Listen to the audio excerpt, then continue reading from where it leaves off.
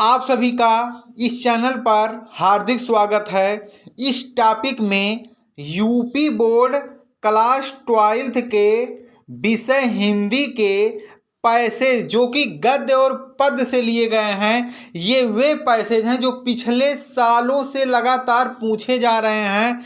तो इसीलिए इसी में से आपका कोई पैसेज पूछेगा जो कि वेरी इंपॉर्टेंट है। यदि आप इस चैनल पर नए हो, कृपया चैनल को सब्सक्राइब करें। तो आइए बिना रुके हम इन सभी इंपॉर्टेंट पैसेज को बहुत ही आसान तरीके से समझते हैं। तो आपका जो पहला इंपॉर्टेंट पैसेज है उसको देखिए, जो कि गद्य से है। भूमि का निर्माण देव ने किया है, वह अनंत काल से है, उसके भौतिक रूप, सौंदर्य और समृद्धि के प्रति सचेत होना हमारा आवश्यक कर्तव्य है। भूमि के पार्थिव स्वरूप के प्रति हम जितने अधिक जागृत होंगे उतनी ही हमारी राष्ट्रीयता बलवती हो सकेगी। यह पृथ्वी सच्चे अर्थों में समस्त राष्ट्रीय विचारधाराओं की जननी है। अब आपको इसको पूरे चैप्टर को पहचानना है कि किस पार्ट से है और इसके लेखक कौन है। इस तरह से आपका पैसे दिया रहेगा और नीचे क्वेश्चन दिए रहेंगे जिसको आपको हल करने हैं। इसमें देख लीजिए इंपॉर्टेंट प्रश्न कौन कौन से हैं। जैसे प्रस्तुत गद्यांश किस पाठ से लिया गया है तथा इसके लेखक कौन हैं। प्रस्तुत गद्यांश किस पाठ से लिखा गया है तथा इसके लेखक कौन हैं। दूसरा प्रश्न है, लेखक ने हमारे कर्तव्य के प्रति क्या विचार प्रस्तुत किए हैं। और तीसरा प्रश्न है, राष्ट्रीयता की भावना कब निर्मूल मानी जाती है। ये सभी प्रश्न जो आपके हैं इसका उत्तर आपका इसी पैसेज से ही मिलेगा। अब हम अगले इंपॉर्टेंट पैसेज को देखते हैं।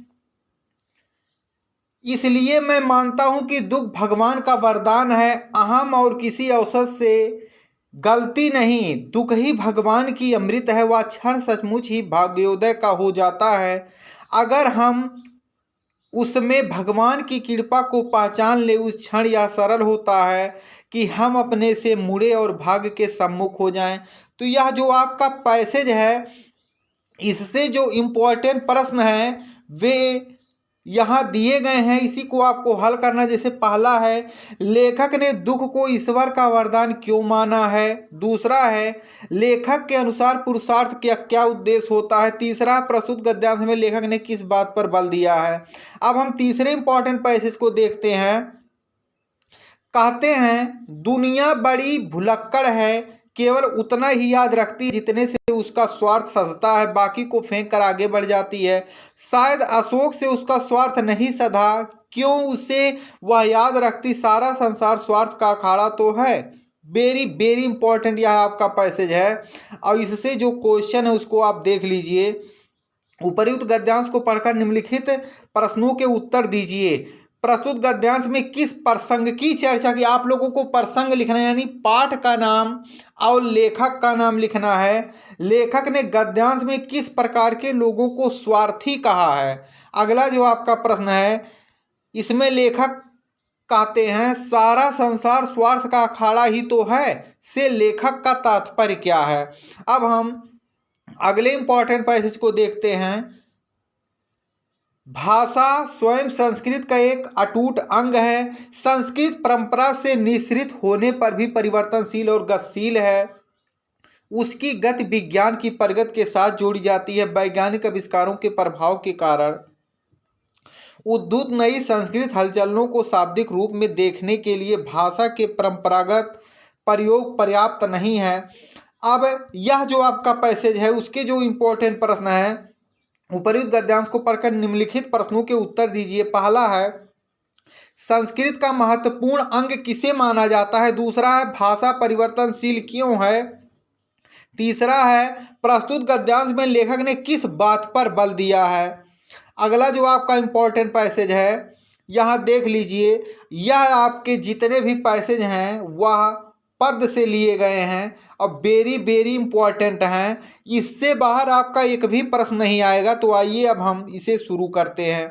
तो जो आपका पहला पैसेज है, तरन तनुजा तट तमाले तरुअर बहुछाए, झुके कुल सो जल परसन हित मनहु सुहाए, किधौ मुकुर में लखत उझक सबे निज निज शोभा, कै प्रणवत जल जानी परम पावन फल लोभा। अब आपको यह जो आपका पैसे है इसको पहचानना है कि किस इसके लेखक कौन हैं, इसके कवि कौन हैं, और जो कवि हैं वह किस पाठ से लिए हैं। तो प्रयुक्त पद्यांश को पढ़कर निम्नलिखित प्रश्नों के उत्तर दीजिए। पहला है, प्रस्तुत पद्यांश के शीर्षक व कवि का नाम बताइए। दूसरा, प्रस्तुत पद्यांश में कवि ने किसका वर्णन किया है। और तीसरा आपका जो प्रश्न है वह है, यमुना नदी के किनारे खड़े वृक्षों को देखकर कवि को क्या प्रतीत होता है।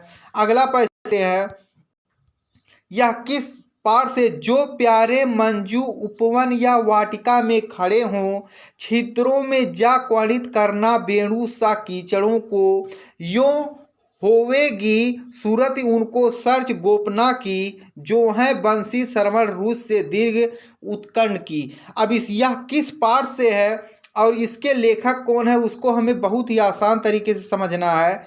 इस तरह के इसमें प्रश्न आएंगे। उपर्युक्त पद्यांश पढ़कर निम्नलिखित प्रश्नों के उत्तर दीजिए। राधा श्री कृष्ण को अपना संदेश देने के लिए पवन से क्या कहती है। श्री कृष्ण को गोपियों का स्मरण कराने के लिए राधा पवन से क्या कहती है। और तीसरा आपका क्वेश्चन है, पद्यांश की रस योजना यानी किस रस का प्रयोग किया गया है, वे कौन कौन से रस, उसके बारे में लिखना है।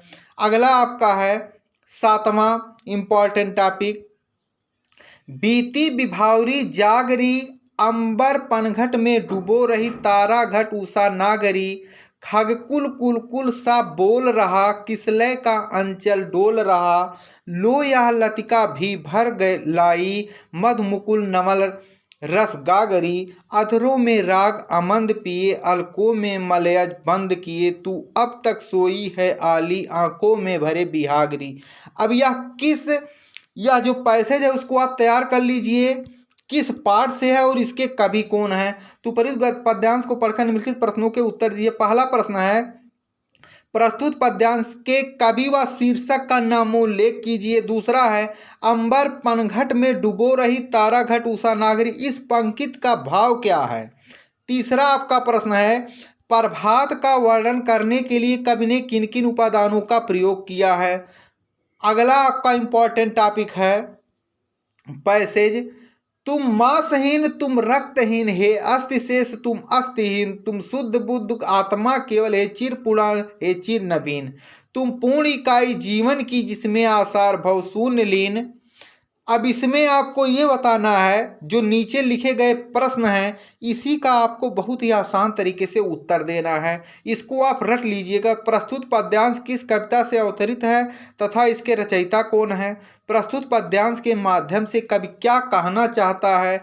तीसरा आपका प्रश्न है, कवि राष्ट्रपिता महात्मा गांधी को नमन करते हुए क्या कह रहे हैं। तो क्लास 12 के यूपी बोर्ड के वे विद्यार्थी जो इस साल 2024 के परीक्षा में बैठेंगे उन्हीं के लिए यह इंपॉर्टेंट टॉपिक है, बहुत ही इंपॉर्टेंट है, जिसमें आपके एक भी प्रश्न बाहर से नहीं आएंगे, सभी प्रश्न इससे आएंगे। तो आप सभी विद्यार्थियों का वीडियो देखने के लिए धन्यवाद।